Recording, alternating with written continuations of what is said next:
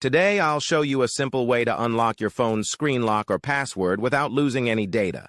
The best part? It's free and easy, even if you're not a tech expert. Just follow these steps, and you'll be able to unlock any phone hassle-free.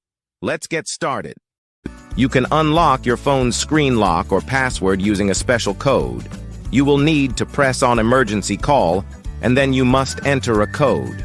This code is unique to each type of phone and is provided by the phone manufacturer. In this video, we're using a code that works specifically for the type of phone we're demonstrating. Here's how you can get the code.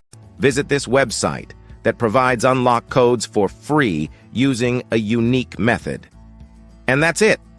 Now you can unlock your phone without losing any data. See you in the next video. Bye.